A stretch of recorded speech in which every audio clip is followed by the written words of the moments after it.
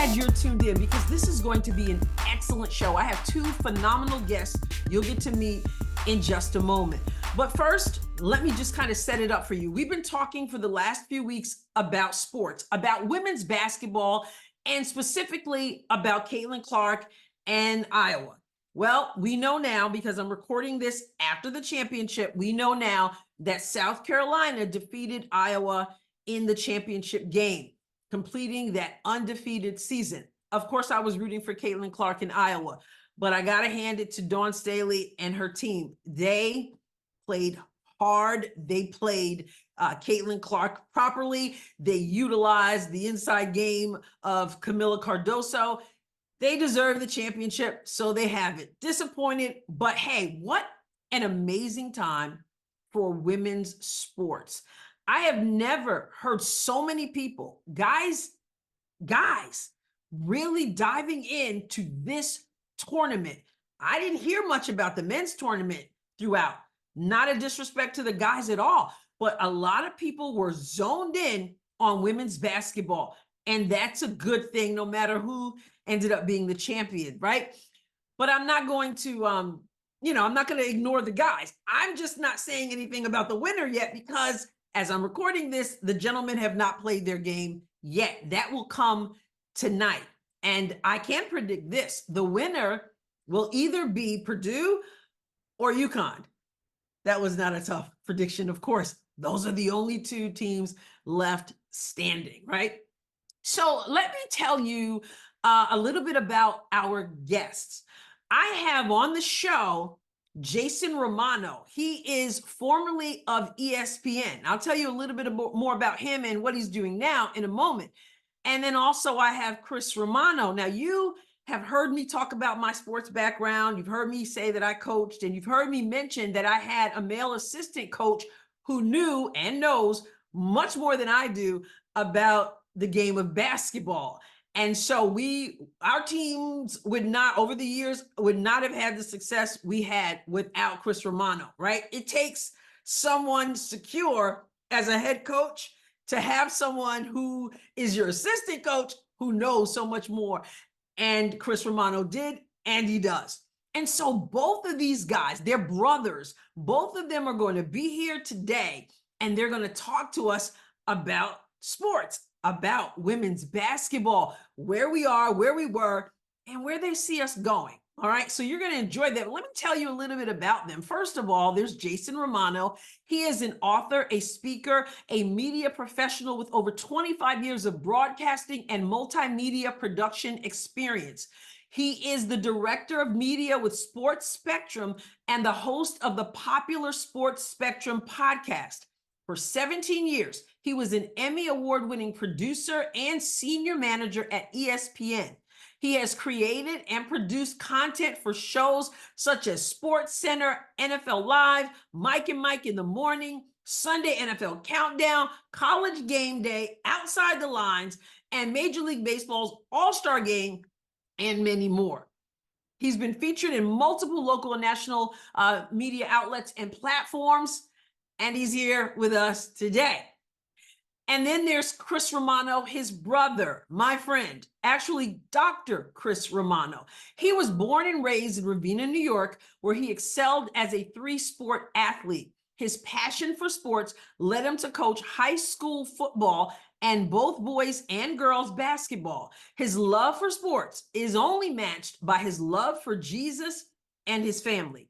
Over the past 26 years, he has served in pastoral ministry, church planting, overseas missions, and most recently as the president of Vision Christian Bible College and Seminary.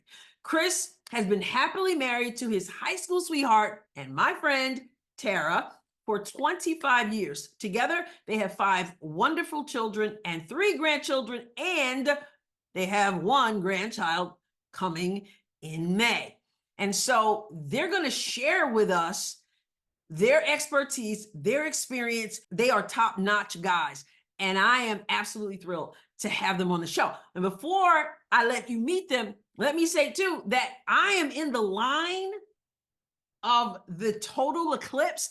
So we're just a few minutes away from that. And so I got my glasses.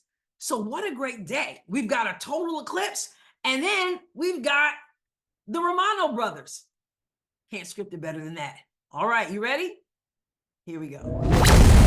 Jason and Chris Romano, I'm so glad to have you on the Adrienne Ross Show. Welcome. It's good to be here. It's awesome to be here.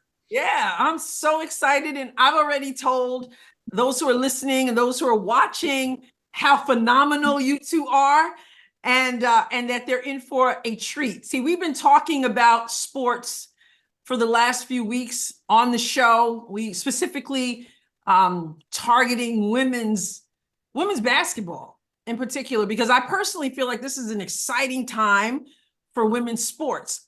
But I feel that way. But I want to know, you guys who are seasoned sports guys, I want to know what you think about all the talk going on about women's basketball in particular. So again, I shared everyone your bios with everyone, but I wanted to ask you, Jason, first of all, if you could tell us, what exactly you did at ESPN and now at Sports Spectrum. I mean, yeah. we hear like producer, we hear senior manager, but if you're like me, that totally goes over the head. So, maybe about 3 or 4 sentences kind of sum up what you did there and now what you're doing. Yeah, those are just titles, right? Like those are formalities in order to go through a formal review with your bosses. No, I was there and I was a producer. In essence, I worked on the radio side, the television side, and then the social and digital media side for 17 years. And I worked on Mike and Mike in the Morning and Sports Center and First Take and Outside the Lines and some of the shows that you would watch and know for many of those years, some that are no longer in existence. But yeah, I was a behind the scenes guy. I booked guests. I helped secure the content that you would see on television, the discussions, the topics, and got to travel a little bit, not too much, but primarily on the NFL my last 7 to 8 years. But before that, and even when I was working on shows like Outside the Lines or First Take, I was working on all sorts of sports. So it was a good time. Yeah, fun time there. Yeah. And so what are you doing now? So now I lead a small team. When you go into sports ministry, it's a much smaller team here with Sports Spectrum. So I host our Sports Spectrum podcast, which is where most people might recognize or know, that kind of content. But I'm also overseeing a team of about 4 or 5 as we continue to tell stories and share all sorts of stories in the world of sports. But the uniqueness of what we do now is we intersect those conversations with faith, and we ask athletes and coaches and other people in the world of sports about their journey with Jesus. And so it's become more ministry, just as much as it is media, but I still get to work in sports. So it's pretty cool. And what are some of the names of players and coaches you've had an opportunity to speak with? Well, that's like asking, we've had over 1,000 interviews, Adrienne, but I will say this, I'll give you a few names. So we've talked to people like Kirk Cousins and Brock Purdy and Tony Dungy in the NFL world, and people in the NBA like Jonathan Isaac and others, some Hall of Famers that we've talked to in sports. We've talked to a lot of coaches, particularly in the basketball world and the football world. So it's been a vast array of people, I would say, that we've spoken with, certainly in the broadcasting space too, and reporters. We try to go outside of the realm of just athletes and coaches, but I think those people are the ones that people would recognize and know in the world of sports. So that's amazing. And your bio says that you took a leap of faith, and that's, I like that, but that's what it was. I mean, I wanted to write a book called Leap of Faith because that's exactly what it was when I left. It was a leap of faith to go into the faith space, but it was also a leap of faith to trust God with the direction that he was steering me in. So absolutely. Well, wonderful. Chris Romano, we go way back. Yes, ma'am. Your sports story is long and varied also. And I had already talked about you on the show about how I, had an opportunity to coach with someone who was phenomenal. But, before we met, you were already obviously in the sports world. Tell us a little bit about your background in sports. Yeah, well, Jay and I both grew up in a household where sports was pretty much everything. It was our religion. Even though we went to Catholic Mass growing up on Saturdays, particularly on Saturday nights, because you couldn't miss Sunday morning football, all the pregame stuff before football games and things. But we grew up in a household that really just that prioritized sports, and we all played sports. But for some reason, I was able to excel in all three sports that I played. Football, basketball, and baseball. Football was probably my primary love. It's probably the one that I was the best at. But I tore my rotator cuff my freshman year in college, and so that kind of ended my football career. So I had a wonderful mentor, Gary Vanderzee, who's just retired now as the head coach of Ravenna. He was there over 40 years, and he was actually one of the inspirations to get me into coaching. And I was 19 years old. I really didn't want to coach. I felt like I really wanted to play still. Yeah. But I got into coaching, and it got me around the game. And one thing led to another. I just loved teaching and imparting and encouraging and challenging and young people. And we had immediate success. My first 3 years coaching, we went to the state championship 3 years in a row. Wow. And then that just opened doors to begin to coach in other sports. I've coached basketball. I've coached baseball. And loved every bit of it. I don't honestly know. I don't honestly know if I loved coaching more than I love playing.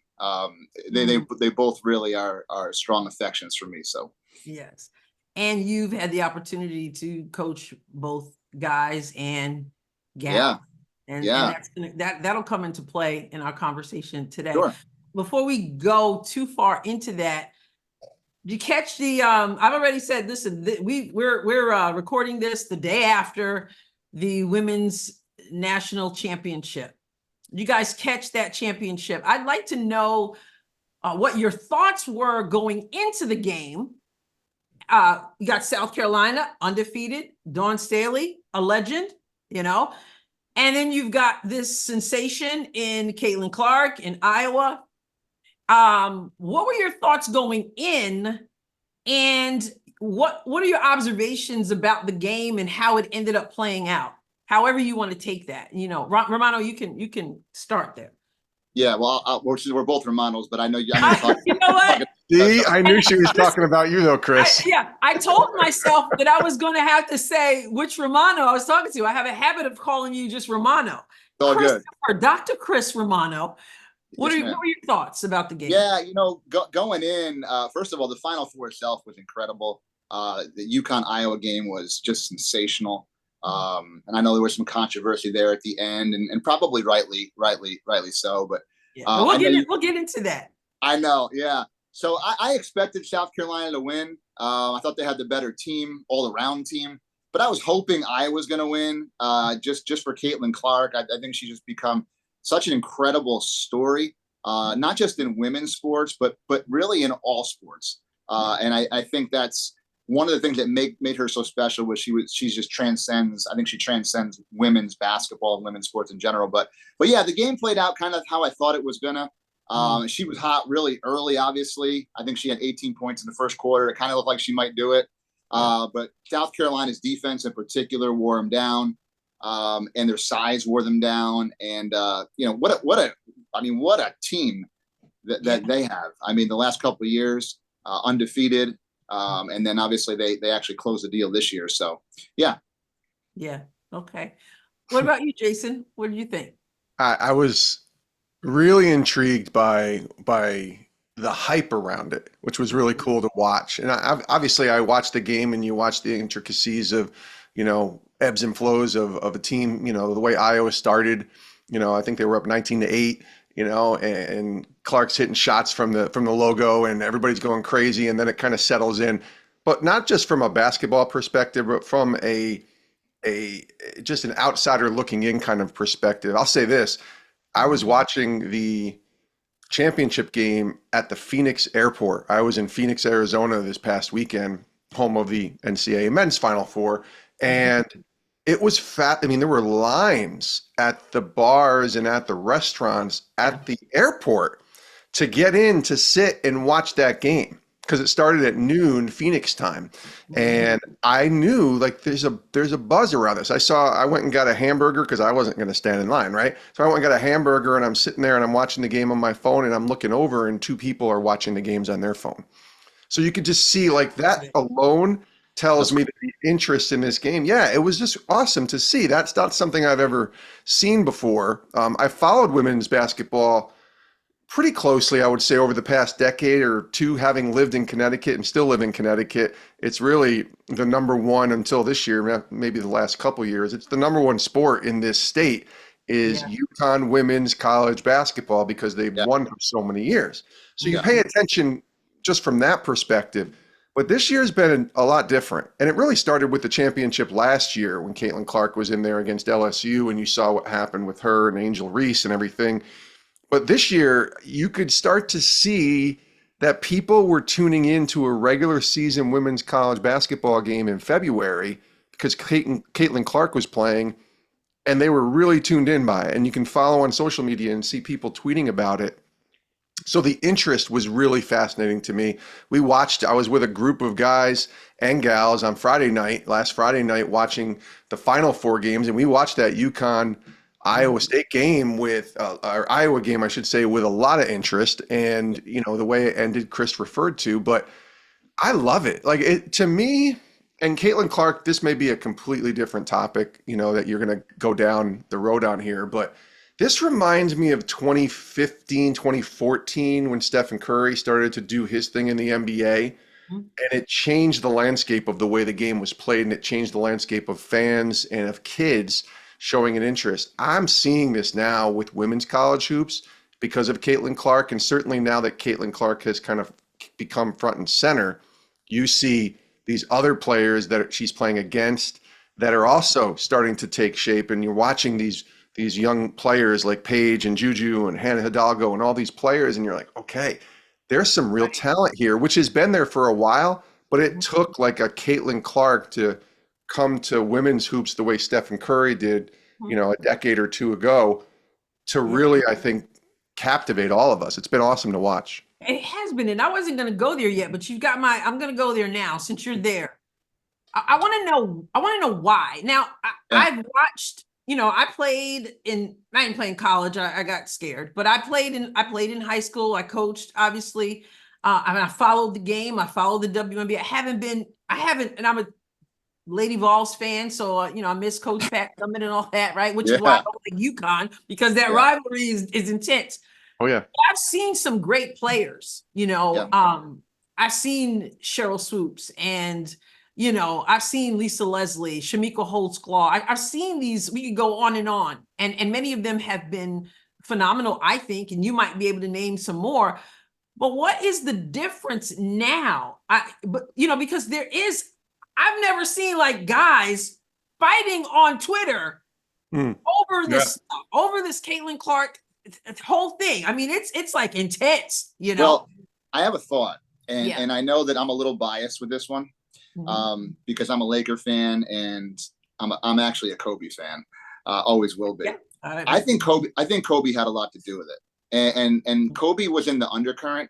Obviously, as this thing begins to progress, particularly from this year forward, or as Jay mentioned, kind of last year's championship game serving as a hinge for this year. Yes.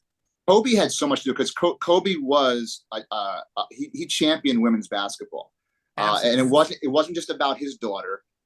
It was really, I mean, Sabrina is very outspoken, and other players during that time period are very outspoken about Kobe's support, and the way that Kobe was throwing resources, and the way Kobe was just kind of serving as a spokesperson for women's basketball. And so I really think he has a lot to do with it. He has a legacy in this, no matter where it ends up. But so does social media.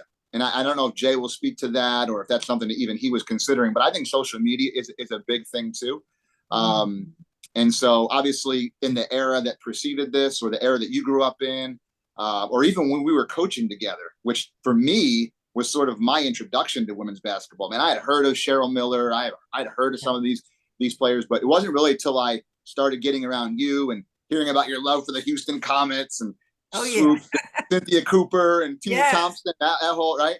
And then actually coaching with these young ladies, but there was no social media. I really think the presence that we have now is conducive for maximum maximum expansion and maximum growth. Yeah. Yeah, I would agree. I would totally agree with social media. And I also think it takes someone, I talk to a lot of people who are maybe 10 years younger than me. I'm 50 years old.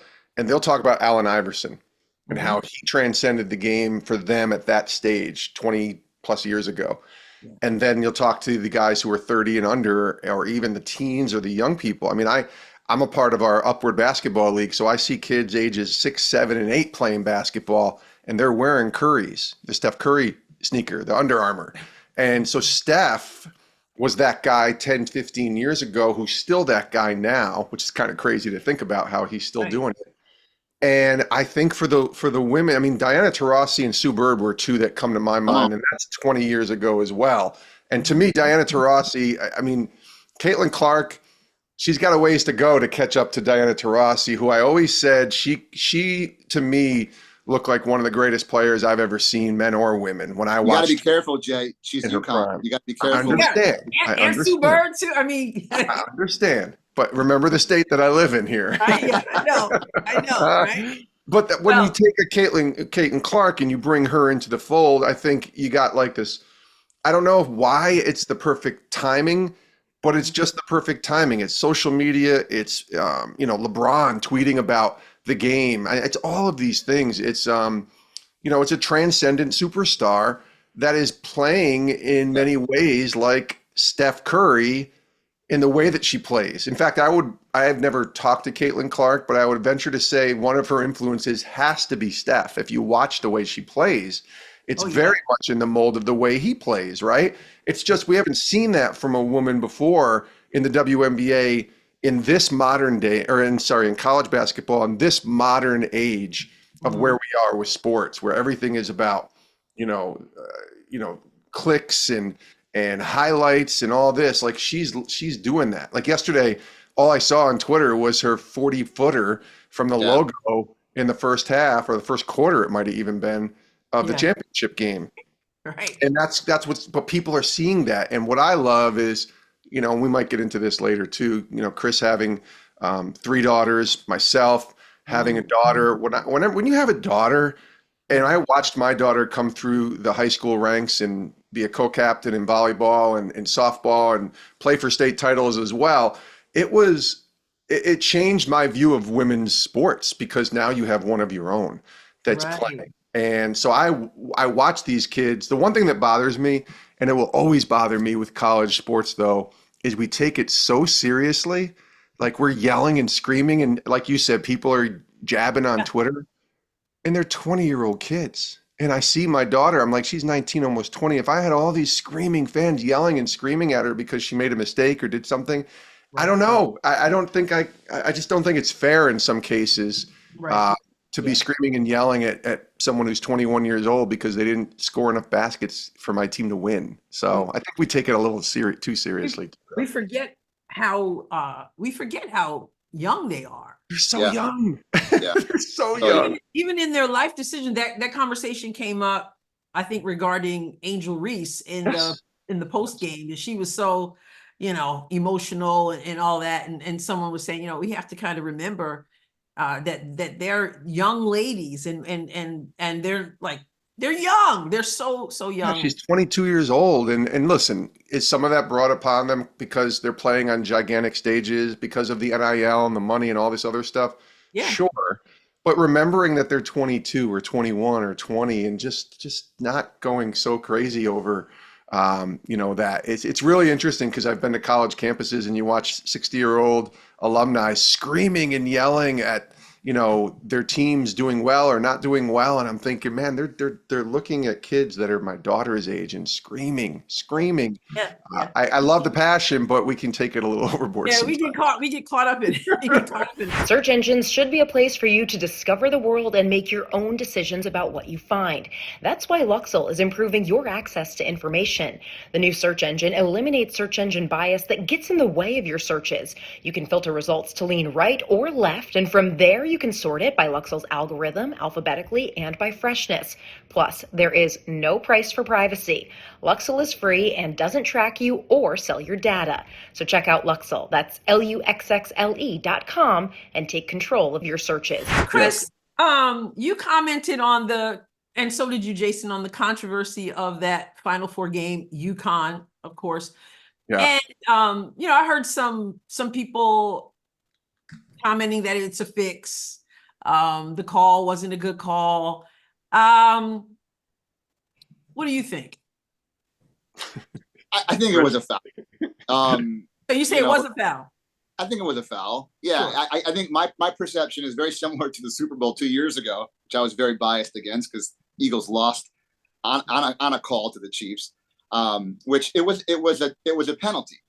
It was a penalty. But my question, I think a lot of people's questions are, was it enough to decide the game in that moment? Like, do you throw the flag in that moment? Similar to the UConn game the other night. Do you call the foul in that moment, or do you give Paige a shot, an opportunity to shoot the ball there? So here's what I want to know. I want to know from you, Chris. Yeah. Do you swallow the whistle at that moment, or do you make the call? You. Yeah. You know what? And it's a tough question. I probably swallow the whistle, and let them play. And I don't have any dog in the fight. I'm not a UConn fan. I'm not an Iowa fan. But I like, especially in those big moments, and I realize this can be kind of hypocritical. If you're in the first quarter, in the fourth quarter, people say a foul is a foul. I get that, and I respect that. But for me, in those big moments, unless it's such an obvious call, I think you need to let them play. And so you're saying it wasn't that obvious? I didn't think so. You don't think so? Okay. What about you, Jason? No, it was a screen. Like we're calling a foul on a screen where she might have had her elbow up or not up. She did, but we don't call that. Like it's just like you don't call holding penalty with whatever amount of time left in the game in football. You just let the players determine it. I think the ref got a little too big for their bridges there by making that call and thinking I'm going to make this big call here. And I just thought it was I saw Gino's reaction, and this has nothing. I'm not a UConn fan. Let me preface this. I'm not. Chris knows this. I just never. I didn't grow up in Connecticut, so I'm not. But I thought that was one of those plays where UConn got slighted. I didn't think it was the right call. I did think it was the right. I think it was a foul. I didn't think it was the right moment to make that call. Exactly. And I would do, Chris, just let him play. And unfortunately, that didn't happen. And this is how I see it. I was engaging with someone on social media who insists that it wasn't a foul. And my perspective on that is I might take you seriously if you admit that it's a foul and then we have a conversation about the moment. Right. My personal feeling, and of course, I'm no UConn fan, but I do believe I'm honest. And so I did ask myself, would I be saying it if it were reversed? And I believe I would. Especially when I look at it in slow motion. And I get the benefit of doing that, right? Which the officials don't, but they made the call. And I think as I watched the play, I feel like it put her screen, put Marshall at a disadvantage to go out and cover Paige Beckers. And I feel like in that instance, you have to blow the whistle. Because she put her at a disadvantage, and now you've got Paige in the corner, ready to make that shot. And I think that if it's a different situation, you don't blow the whistle. But if you're putting a player at a disadvantage at that moment, you have to insert yourself. That's how I feel. I'm a firm believer generally that you don't want people talking about the officiating at the end. It's such a great game, and people are talking about the officials, right? And so. Let the players decide. But I think that not blowing the whistle may have been then you're still making that decision, perhaps. I don't know. I think the Iowa player flopped a little bit though too. That was not as hard of a foul. You think that was an acting job? I don't think it was. Well, I think you're doing anything you can do at that moment to try and win the game on both sides. So if a player goes into you, maybe you go back a little harder than you normally would to get a call. I mean, I know I'd play that way if I was on the court. It's like maybe I can draw a foul here. I don't think it was a flop per se, but I do think it wasn't as aggressive as maybe the ref called it in that way. Do I think it was a foul? Probably, but I still wouldn't have called it. Okay. Yeah. All right, Romano, were you going to weigh in more? No, I was just going to say, I'm not a ref hater, but I do believe I mean, I think they have one of the toughest jobs, in sports as it is, especially in those big moments. But I think if you asked referees or officials like off the record, like they have to say the right things, when they're being interviewed, Sure. or when they're being soundbite. But when you're off the record, I guarantee you they would agree with us. That was probably a foul, probably not the right time to blow the whistle.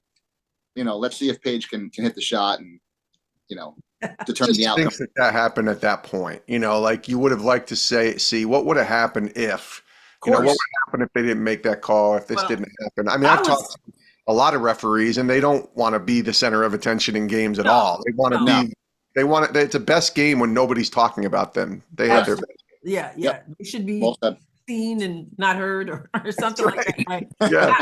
I still think that it was the right call, but in the right time. So, okay, so let's go back to women's sports more broadly, and I want to know. There's a lot of we're seeing a change, I think, but there's a lot of men who simply are very not only not interested in women's, and let me rephrase that. It's not just men. It's women might be worse towards women's sports. And I think that's because many of them, unless they were athletes, if they didn't play, a lot of times they were with their dads or their brothers and they were watching guys and they just don't have the respect for women's sports. But a lot of guys are not just disinterested, but downright like rude about it. Yep. What were your perspectives about women's sports, women's basketball, and has that changed at all over time? Yeah, well, I can tell you straight. I didn't have a lot of respect growing up in that regard. I always saw women's sports kind of inferior, women athletes as inferior. Where I grew up, Ravina and still is. It's a significant population of athletes. I mean, and particularly in football. We had some success in basketball too. At certain years, but really football primarily. But we just didn't have a high regard for women athletes, and honestly, I don't know if the girls playing sports did either. And that was sort of my context. I can't speak for every context, but it changed for me. It changed for me when I started coaching with you. That's when it changed for me, and I actually started getting into these girls' lives and just recognizing really for the first time how much they love the game. And you had a lot to do with that. Your passion for the game of basketball, I think really just was contagious, with the girls. And then it really impacted me as well. Let me stop you there for a moment though, because when I think of you, I think of someone who showed passion even before that. You were coaching the younger girls. Yeah. And you said something, and the girls that we ended up having, and then later on, after you were like, I got to step away because I got young kids, I got to, focus in. And I went on, and then we won the conference championship the 2 years, those 2 years that I didn't work with you. Yeah. But I recognized that the reason why we were enjoying that was because of what you had put into them. But one of the things you said to me that I will always remember is that you said, listen, Adrienne, my goal with these girls is not that we have, the best record of all the junior high girls playing. That's not my goal. You said my goal is to make sure that they are fundamentally sound. And so that when they get to you win the Patroon Conference Championship. And I will always remember that takes passion in and of itself. And I don't know if that figures into what Jay was saying about having daughters of your own or whatever the case may be. But I think there was a little something there before I came into the picture. Well, it was the game. I mean, I love the game. And for me, it was a challenge because I had coached only boys basketball, only men's sports prior to that. So it was a challenge for me. But I was passionate about the game. I love the game so much. I still do. I miss coaching tremendously. And so I think it just translated, into that space. But I mean, I had great joy watching you guys win the championship, even though I had stepped aside by that point, knowing that I had a little bit of a piece of it when you guys were holding up that trophy. I learned so much. I learned so much from you, but I had to swallow my pride and take a step back when it needed to be, I could have let my ego get in the way, but I'm more of a disciplinarian than an X's and O's kind of person, and a motivator, I think, Yeah. Now, so Jay, was it the daughter that did it for you completely? Well, I mean, like Chris said, we grew up loving sports, and I still think back to those days when we were so obsessed with it that it became, the god of our life for many years. And I would say during those years, I felt like Chris said, probably it's not that I felt women's basketball or women's sports was inferior. I just didn't really care if that, I hate, it sounds horrible to say, but it's true. Like I was And I watching. want you to be true. Yeah. No, I was watching ESPN, and I guess if they covered it more, I probably would have cared a little bit more, if I'm being honest here. I remember the first real time frame of any women's basketball that I really started paying attention to was UConn. I think it was '95 when Rebecca Lobo won a title for them, and maybe it's because we were in Albany and Ravenna, and it's a little closer to Connecticut. But then I started to pay a little bit more attention, but it certainly wasn't appointment viewing for me. And even when I got to ESPN and worked there, I could see where it stood. Like ESPN had the rights and still does to the women's games, but it definitely wasn't getting, like they would be on the weekends. The women's championship was being played that day, but half their coverage was about the men. So it might be, oh, by the way, we're also here and the women play tonight, but let's spend a lot more time on the guys. And so it wasn't just, I think, fans, because I do think fans pay attention when media starts paying attention too. And that's been a battle for years. I even posted this yesterday that I thought it's great that the women's national championship game was on ABC, but it was at 3:00 in the afternoon, East Coast time. Should have been prime. And I know why, but I think, and I'm glad that younger kids are able to watch it at 3:00, but they were able to watch it at 6:00 too. So why not get it to a little bit more closer to prime time, and you can get that rating in and everything. So we're not fully back yet. I think they might start looking at things like that in the future, because they got such a I think they got a gold mine, if I'm being honest, kind of, and they fell right into it with the attention that's taken place, and they're adapting to the times too. But yeah, for me, it goes back to my daughter. It really does. Like I never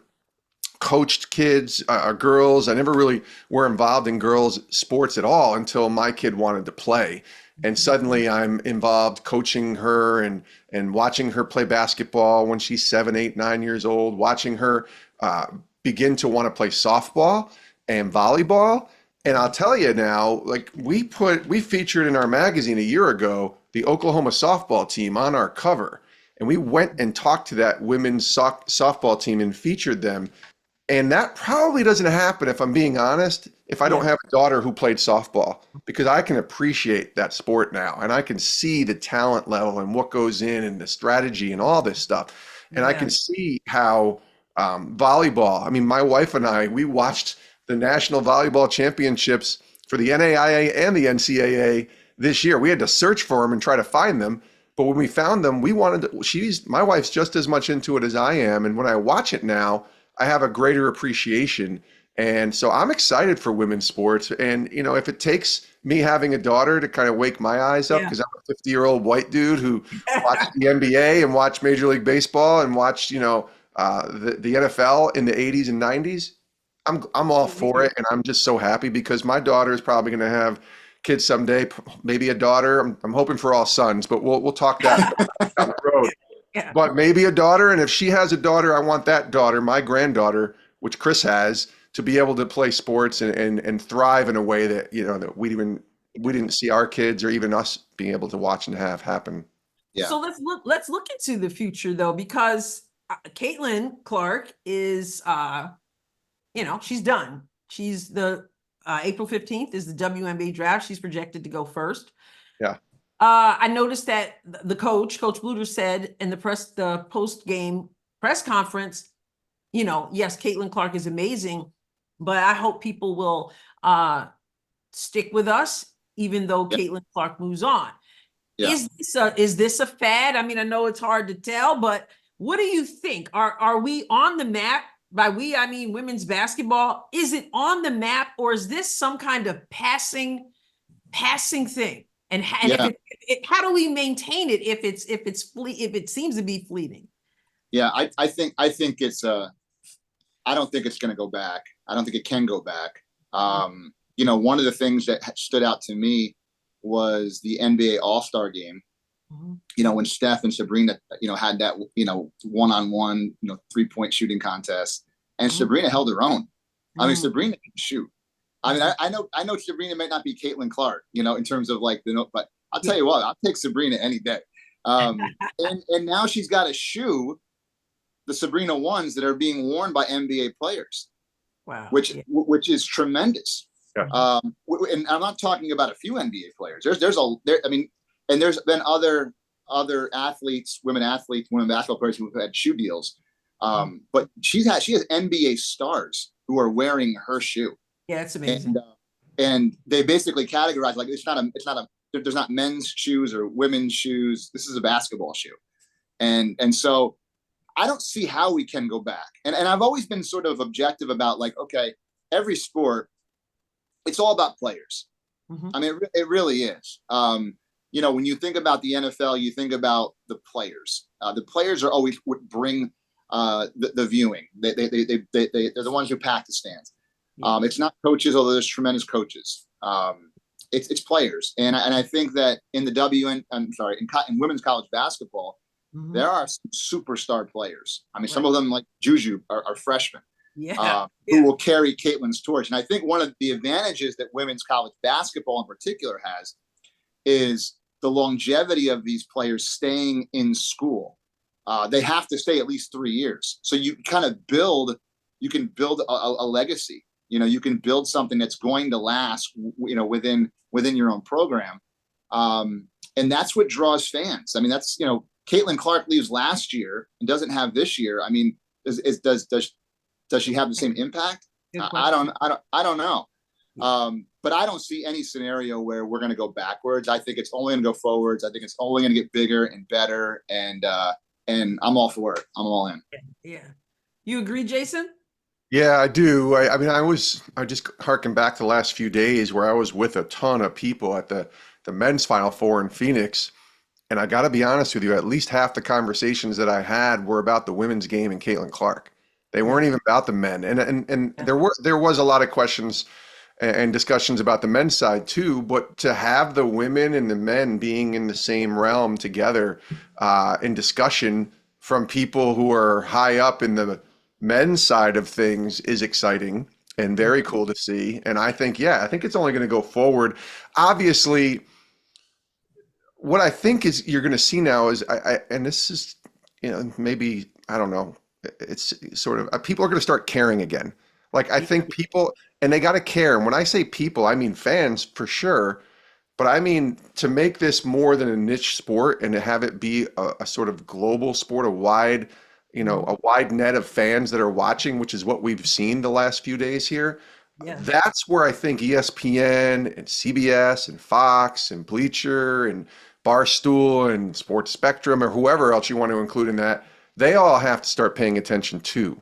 Right. And sharing more stories and focusing. And I think you're going to see this happen. And I think the WNBA, if Caitlin Clark goes there, which we probably think will happen, but if she's playing in that league, now you have the WNBA coming into prominence in a way that it's not seen before.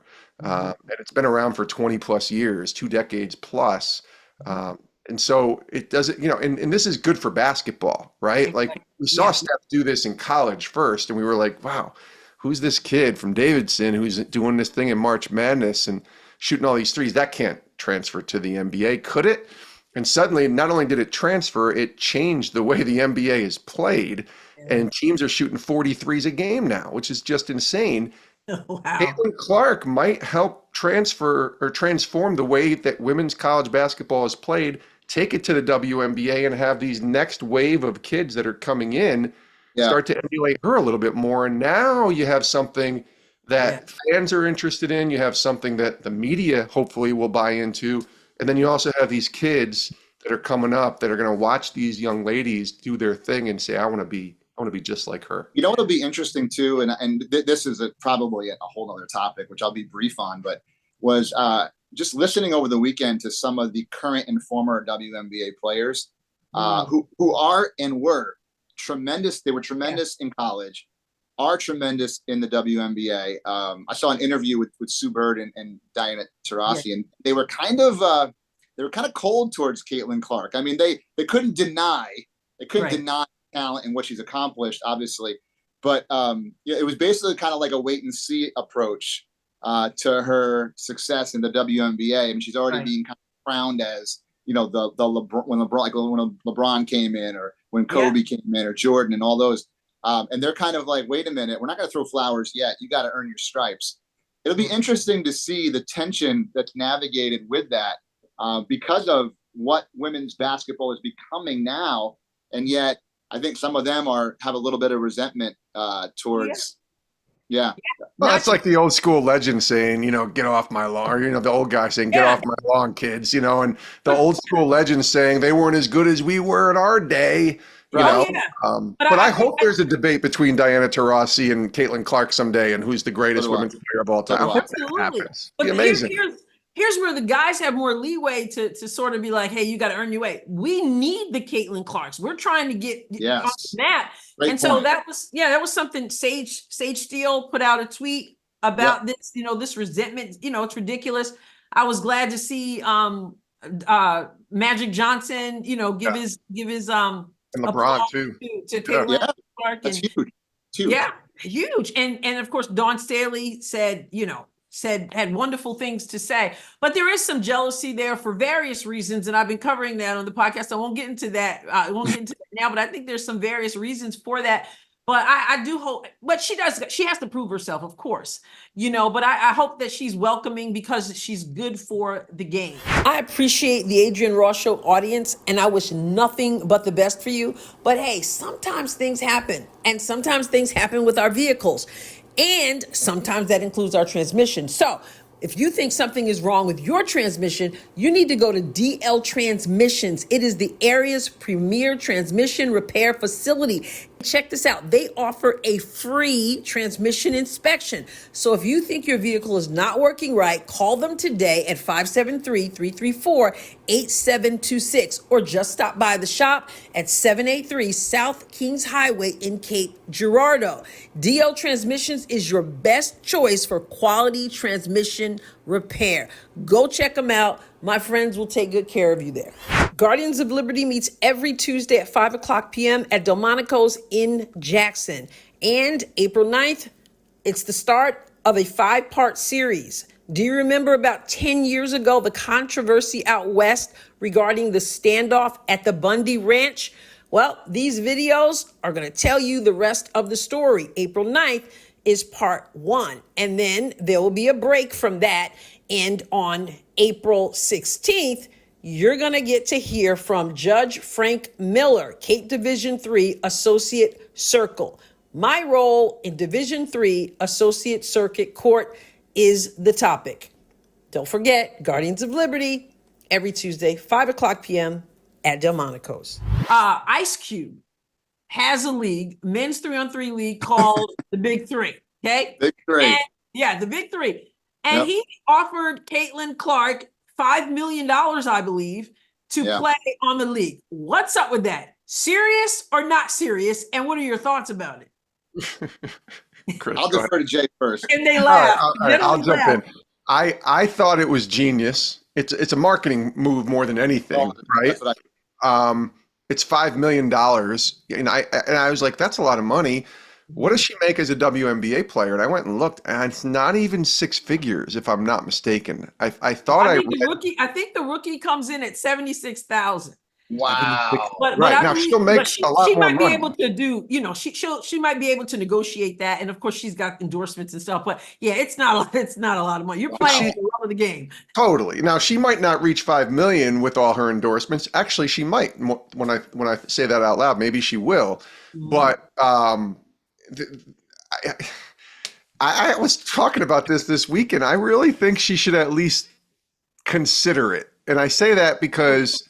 Well, or at least bring it to the forefront and say, guys or gals, whoever you're talking to, this is a problem that this guy's offering 5 million and we're getting 76,000. So what I'm saying is use it as leverage. I don't think she's going to go play, but I think she should at least entertain it, acknowledge like do a it. year, play for a year. Oh, yeah. I mean, I'm really going to date myself, but it reminds me of, NFL players who say, you know what, we're not going to the NFL. We're going to the USFL because they're giving us tons and tons of money. I'm not saying Caitlin Clark needs to do that, but I do think she should at least acknowledge it so it allows for other women to stand up and say, yeah, we're getting peanuts. Like, we're not making any money.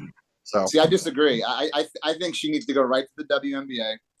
She needs to do her thing, and she needs to be a trailblazer. And more Caitlin Clark's. And again, I'm not look. She's one of one. I mean, she is very, very unique. But when Paige comes up, when all these other stars come on up, just ride the coattails and make a statement, and make the statement with the way that you play and the way that you're galvanizing a whole generation. Like Sabrina's doing. I think Sabrina is a perfect example. I mean, she's got NBA players wearing her shoe. Like, you don't think Caitlin Clark's going to have a shoe in the WNBA? I mean, she'll make more in endorsements than she will in her own salary, but I think you have to do it that way. Just like Bird and Magic did. Bird and Magic changed the trajectory of basketball, in 79, 80. And I think there's an opportunity, hopefully they take advantage of it. I think there's an opportunity for Caitlin Clark and others to do something similar.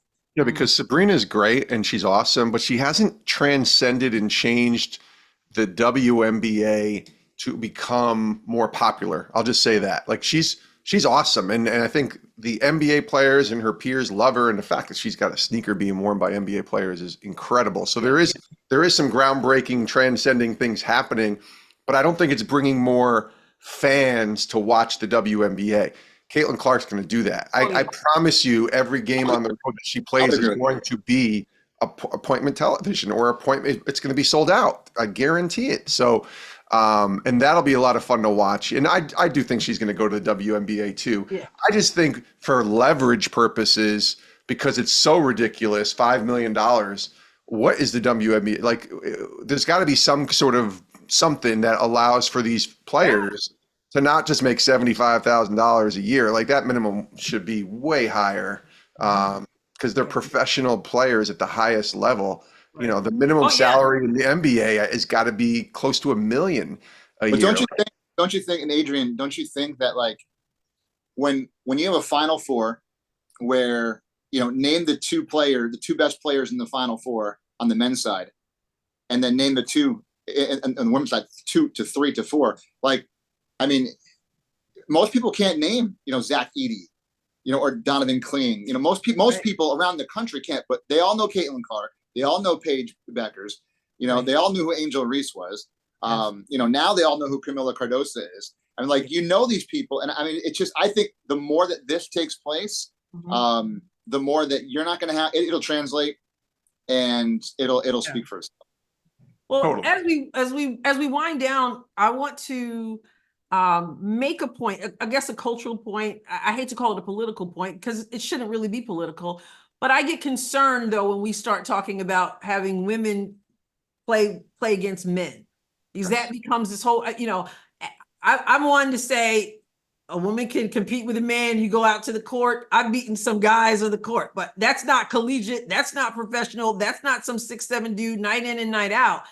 And I want Caitlin Clark to stand up and say there's a place for women's sports, there's a place for men's sports, and so give us that support, just as you were saying, as she continues to do what she's doing. I want to just show you really quickly a question after the Final Four that Dawn Staley was asked, and just talk briefly about her response. Dan Zakrzewski, Outkick coach. You just talked about, what a massive weekend this is, obviously, for women's basketball, women's sports in general. One of the major issues facing women's sports right now is the discussion topic about the inclusion of transgender athletes, biological males, in women's sports. I was wondering if you would tell me your position on that issue. Damn, you got deep on me, didn't you?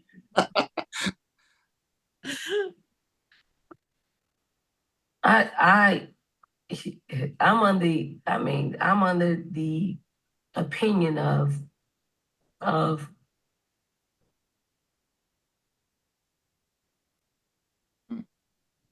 if you're a woman, you should play. If you consider yourself a woman and you want to play sports or vice versa, you should be able to play. That's my opinion. You want me to go deeper? Do you think transgender women should be able to participate? That's your question you college want me to basketball? ask. I mean, you want to ask, so I'll give you that. Yes. So now the barnstorm of people are going to flood my timeline and be a distraction to me on one of the biggest days of our game. And I'm okay with that. I really am. All right, here it is. Far be it from me to sort of end on a bit of a controversial note here, but what do you think? I'll throw it to you. Who wants to jump in first? Well, I'll take it first. First of all, her PR department should have been ready for this, because clearly they didn't prep her for it.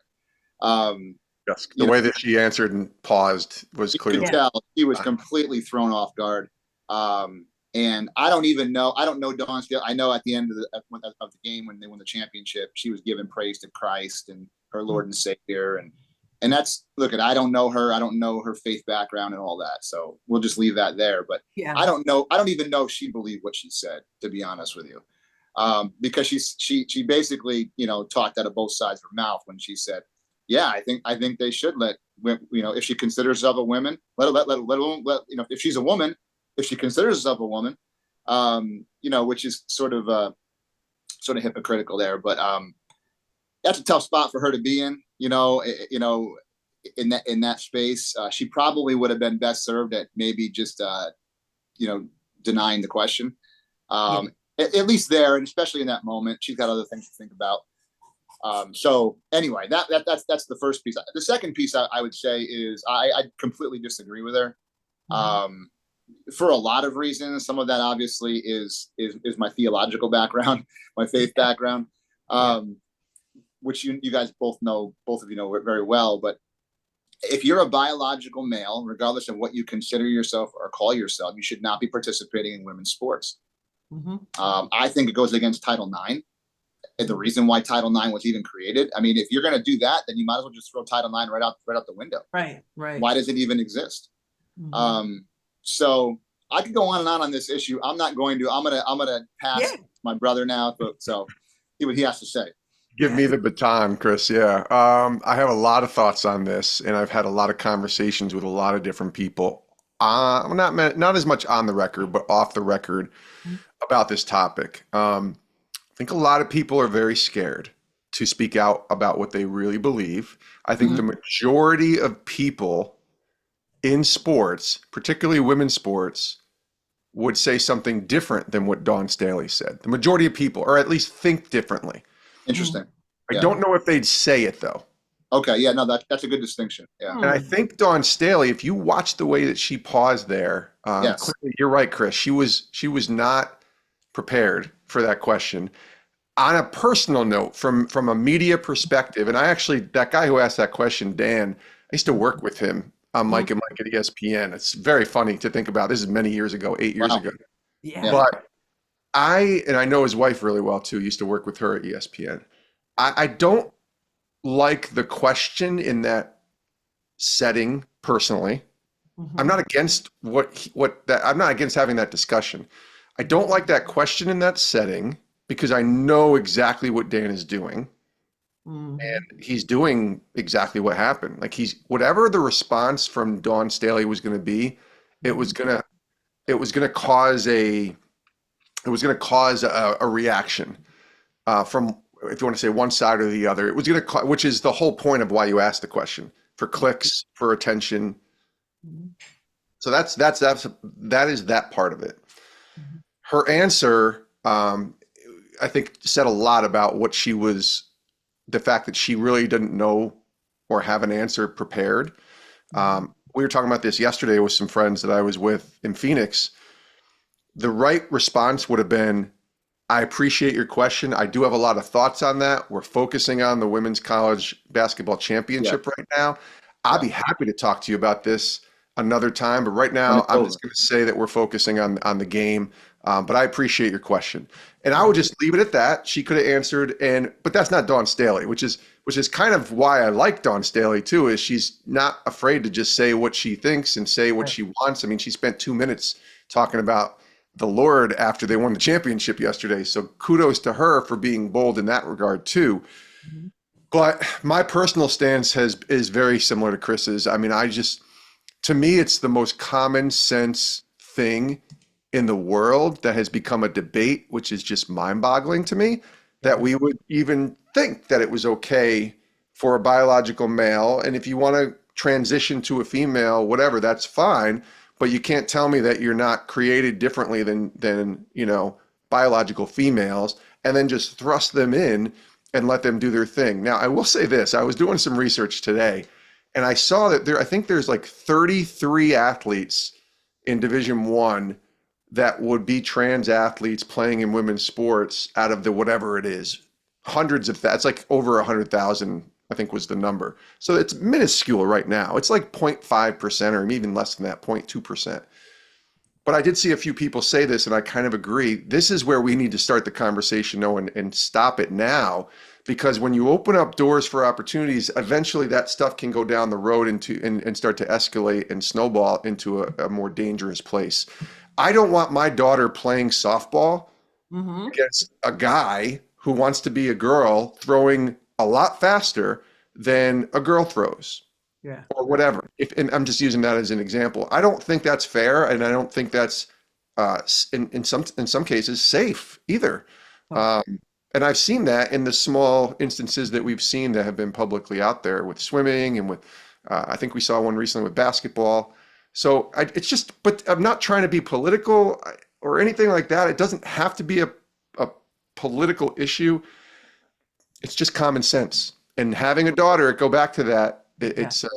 It's a big deal when you have a kid of your own that played sports, as Chris and I both do, who are female, and knowing that we wouldn't want our kids to have to go through that. Because it does. It literally throws Title IX out the window when you start to talk about situations like this. Mhm. Yeah. You just shaking your head, Romano. I thought you were going to ask. It's hard. It's hard to bite my tongue on this one, but I'm going to do that. Yeah. Okay. Yeah. Yeah. Yeah. Yeah. Well, I'll say this, and as we end, I'll say that I think Dawn Staley said exactly what she meant. I think the pause you saw was, well, she was not prepared for it, but also, do I really want to get into this, and will this get me into some trouble in Sure.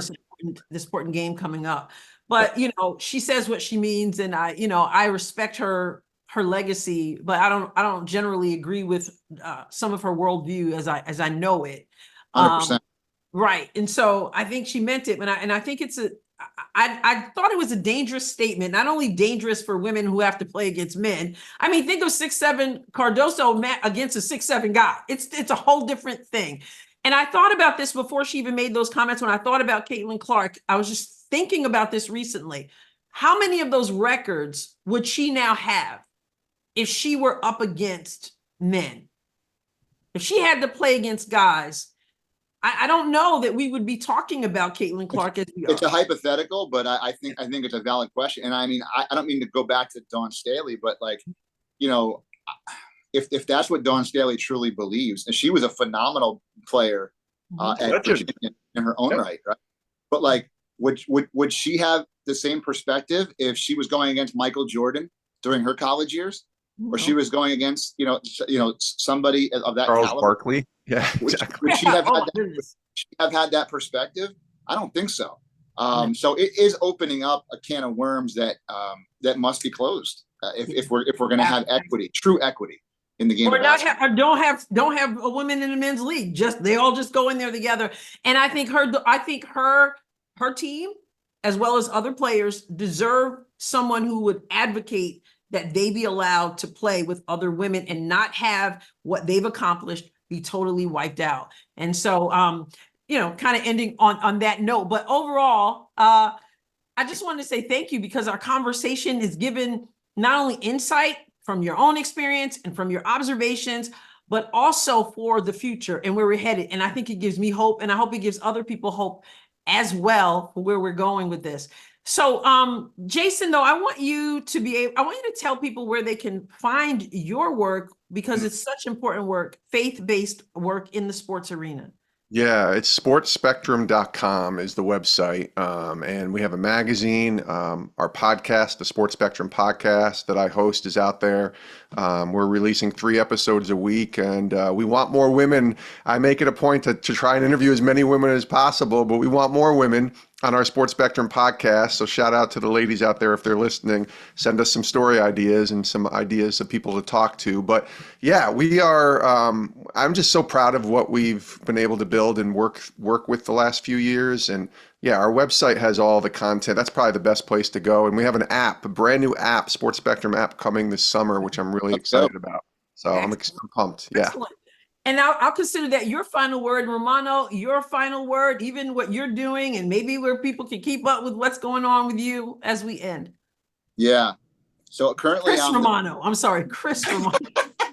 You know, all the people call me Romano too, Chris, which is so funny that she calls you that, because I hear it all the time too. Not a lot of people do. I mean, I call her Ross.